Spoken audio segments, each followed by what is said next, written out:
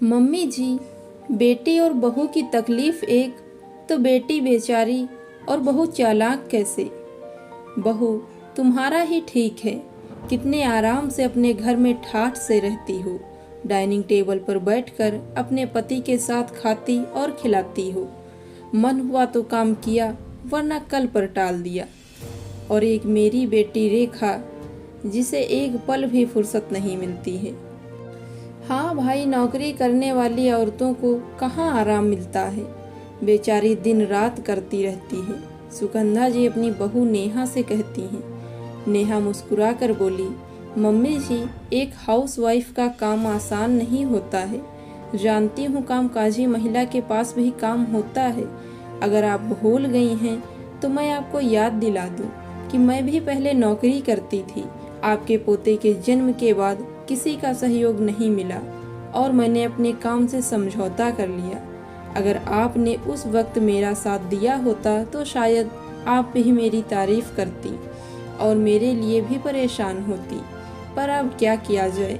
सुगंधा जी ने तुरंत बात को बदला और बोली, परेशानी तो होती है, पर उस बेचारी को तो कभी भी फुर्सत नहीं मिलती। खैर छोड़ो इस बात को, गर्मी की छुट्टी होगी तो उसे कुछ रोज के लिए यहाँ बुला लूंगी, थोड़ा आराम मिल जाएगा। इतना कहते हुए सुगंधा जी वहाँ से चली गईं। उनके जाते ही नेहा के काम वाली सलोनी बोली, भाभी जी, दीदी जी कभी भी माँ जी को याद नहीं करती, फिर भी दिन रात माँ जी उनका ही नाम जपती हैं। और आप दिन रात घर में सबका ख्याल रखती हैं, फिर भी माँ जी आपके लिए क्यों नहीं सोचती हैं। आखिर बेटी और बहू में ये भेदभाव कब तक चलता रहेगा। नेहा हंसकर बोली, सलोनी, ये तो जमाने से चला आ रहा है। बेटी बेचारी होती है और बहू चालाक होती है, पर अब कुछ लोगों की मानसिकता बदल रही है। ये भेदभाव अब बहुत कम घरों में रह गया है। मुझे भी कुछ करके अपने घर से ये भेदभाव खत्म करना है, पर कैसे। रेखा का ससुराल और मायका दोनों एक ही शहर में था, तो आना जाना लगा ही रहता था। रेखा के पति ने रविवार के शाम अपने बॉस को परिवार के साथ खाने पर बुलाया। अब रेखा ठहरी आराम करने वाली। पति ने घर के खाने की बहुत तारीफ कर दी थी ऑफिस में।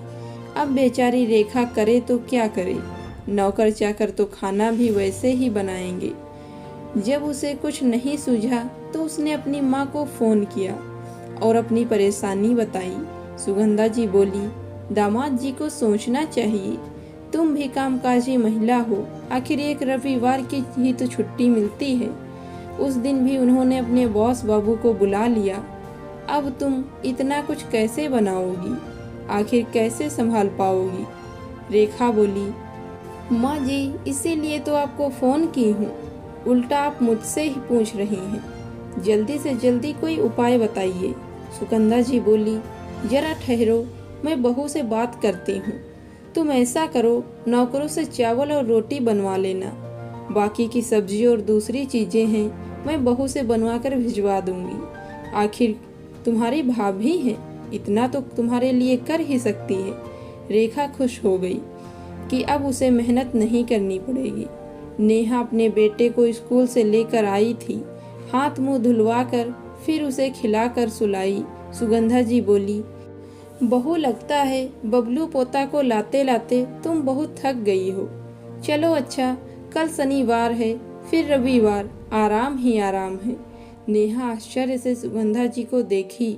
उसे शंका हुआ कि इतने प्यार से बहू की परेशानी देख ले, ऐसी तो वो नहीं है। उसने हंसकर कहा, मम्मी जी, शनिवार रविवार है, पर आराम कहाँ है। सारे कपड़े धोने हैं, घर की डस्टिंग करनी है, बहुत सारे काम हैं। इतना कहकर नेहा दूसरे काम में लग गई। अगले दिन शनिवार था। सुगंधा जी झटपटा रही थी कि अपनी बेटी की परेशानी का हल कैसे निकाले। नेहा सबको नाश्ता करवाकर बस पीठ सीधी की थी कि सुगंधा जी बोली, बहू, इस हफ्ते साफ सफाई का काम रहने दो, तुम बहुत थक गई हो, अगले हफ्ते कर लेना। नेहा बोली, नहीं मम्मी जी, कल पर अगर टालूंगी तो अगले हफ्ते तक घर बहुत गंदा हो जाएगा। घर में छोटा बच्चा है, ध्यान रखना चाहिए। आप कहिए, क्या आपको भी कुछ काम है? सुगंधा जी बोली, भला मुझे तुमसे क्या काम रहेगा। तभी उधर से नेहा के पति मुकेश आए और बोले, चलो इस हफ्ते मैं भी तुम्हारी मदद कर दूंगा। बताओ क्या मदद करनी है? नेहा बोली, बस रहने दीजिए, आप मदद क्या करेंगे, उल्टा मेरा काम बढ़ा देंगे। पिछली बार बोले, लाओ पोंछा लगा देता हूँ, और पूरा बाल्टी का गंदा पानी घर में फैला दिया। ना बाबा ना, मुझे ऐसी मदद नहीं चाहिए। दोपहर होते होते सुगंधा जी खाने के टेबल पर नेहा से बोली, बहू कल रविवार है, तुम नाश्ता मत बनाना। नुक्कड़ की दुकान पर कचौरी और सब्जी बहुत अच्छी मिलती है, वो हम खा लेंगे। और दोपहर में क्यों ना मुकेश और मैं बबलू को संभाल लेंगे, और तुम रेखा के घर चली जाओ। मुकेश हैरानी से देखा और बोला, माँ, नेहा दीदी के घर क्यों जाएगी? और बच्चे को संभालना इतना आसान नहीं है। आप बस स्टॉप से तो उसे ला नहीं पाती हैं, फिर घर में कैसे संभालेंगी? सुगंधा जी बोली, जैसे तैसे संभाल लूंगी, अभी ज्यादा जरूरी रेखा की परेशानी है। नेहा बोली, माँ जी, मैं 2 दिनों से देख रही हूँ, आपके मन में जरूर कुछ चल रहा है। आखिर बात क्या है, साफ साफ कहिए। सुगंधा जी बोली, बेचारी मेरी बेटी दिन रात काम करती है, पर एक दिन का आराम नहीं मिलता। ऊपर से कल जमाई बाबू ने अपने बॉस बाबू को खाने पर बुला लिया है। अब अकेली मेरी बच्ची क्या क्या करेगी? मैंने उससे कह दिया है, नौकरों से रोटी चावल बनवा लेगी। अब या तो तुम वहाँ जाकर बाकी की चीजें बना दो, या फिर यहाँ से बनवा कर उसके घर भिजवा दो, उसकी थोड़ी मदद हो जाएगी। नेहा बोली, माँ जी, अगर बहुत जरूरी होता या वो लोग बीमार होते तो आपके कहने की जरूरत नहीं थी, मैं बिना बोले वहाँ जाकर उनकी मदद कर देती। पर अगर उनके घर कोई मेहमान आ रहा है तो मैं जाकर खाना बनाऊंगी। क्या मेरे घर में काम की कमी है? छोटा बच्चा है, घर के 100 काम होते हैं। क्या आपको कभी भी मेरी तकलीफ नहीं दिखती? सुगंधा जी बोली, बहू तुम तो बहुत चालाक हो, कैसे अपनी तकलीफों की गिनती अपने पति के सामने कर रही हो? मैंने तो उसे हाँ कर दिया है, अब वो बेचारी क्या क्या करेगी? अपना नहीं तो मेरे शब्दों की तो लाज रखो। नेहा बोली, माँ जी, एक बात बताइए, बेटी और बहू की तकलीफ तो एक है, क्योंकि दोनों औरत हैं, फिर बेटी बेचारी और बहू चालाक कैसे हो जाती है? ठीक है, फिर भी आप कहती हैं तो आपकी इज्जत रखने के लिए मैं खाना बनाकर भेज दूंगी। नेहा की आंखें नम हो गई थी। मुकेश बोले, कोई जरूरत नहीं है खाना बनाकर भेजने की। माँ, पिछली बार याद है छठ के समय नेहा पूरे परिवार संभाल रही थी, ऊपर से दीदी अपने पूरे परिवार को लेकर यहाँ आ गई। जब हमने कहा अपने नौकरों को साथ ले आओ तो बोली नहीं, बहुत दिनों से छुट्टी मांग रहे हैं, इसी मौके पर उन्हें छुट्टी दे देती हूँ। कम से कम जब मैं घर जाऊंगी तो छुट्टी नहीं लेंगे। उस वक्त उन्हें आपकी और नेहा की तकलीफ नहीं दिखी, तो अब मेरी पत्नी क्यों किसी की तकलीफ में शामिल हो?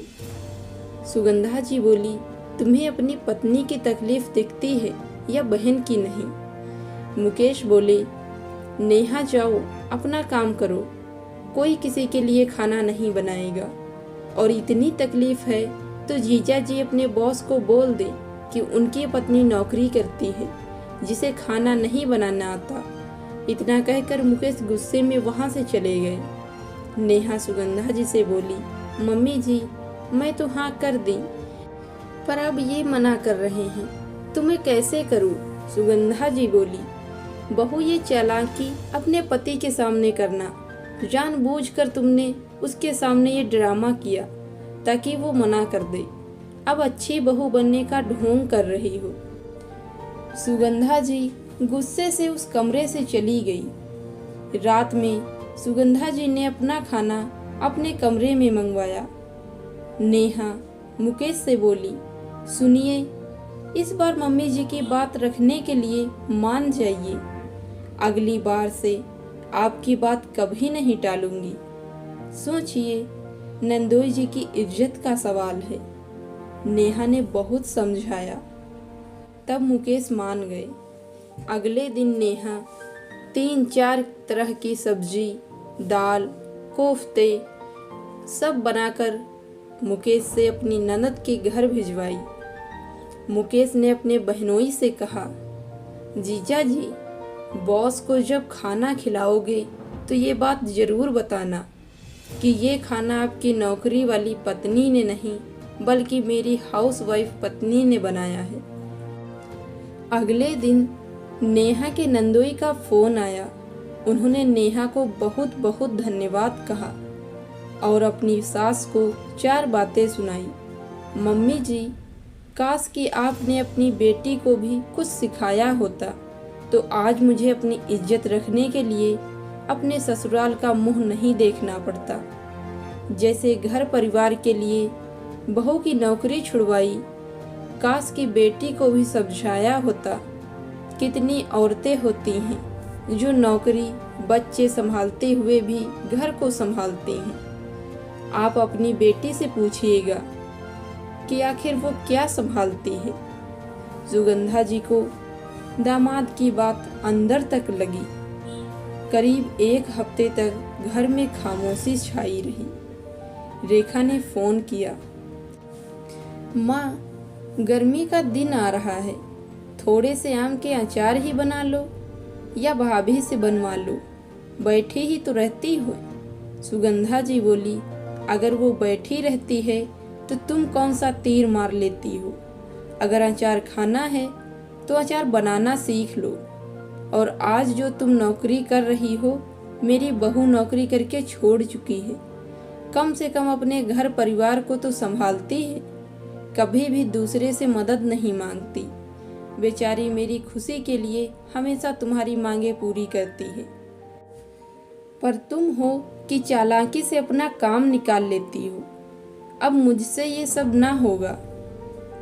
बेटी बेचारी और बहू चालाक हर घर में ऐसा हो जरूरी नहीं, कई बार उल्टा भी होता है। सास की तेज आवाज़ सुनकर नेहा कमरे से बाहर आई और बोली, मम्मी जी, क्या हो गया जो आप दीदी को इतनी बातें सुना रही थी। सुगंधा जी बोली, कुछ ज़्यादा ही मैंने अपनी बेटी को सर पर बिठा लिया था। उसे लगा उसकी चालाकी उसकी माँ पकड़ नहीं पाएगी, पर वो भूल गई कि मैं आखिर उसकी माँ हूँ। सही कहता है मुकेश, हर बहू चालाक और बेटी बेचारी नहीं है, कई बार उल्टा भी होता है। नेहा सुगंधा जी की बात सुनकर उसको गले से लगा ली और बोली, मम्मी जी, पुराने गिले शिकवे अब भूल जाइए, चलिए नई शुरुआत करते हैं। अब ना तो कोई बेचारी और ना कोई चालाक, बस बेटी का रिश्ता होगा, अब चाहे वो मुझसे हो या दीदी से। सुगंधा जी मुस्कुराकर नेहा के सर पर हाथ रखकर उसे आशीर्वाद दी। अब जब भी रेखा मजाक में भी कुछ डिमांड करती तो नेहा के कहने से पहले सुगंधा जी मना कर देती थी। अंत भला तो सब भला। मित्रों, अगर बहू को घर की जिम्मेदारी के साथ अपनापन दें तो वह बेटी से बढ़कर करती है।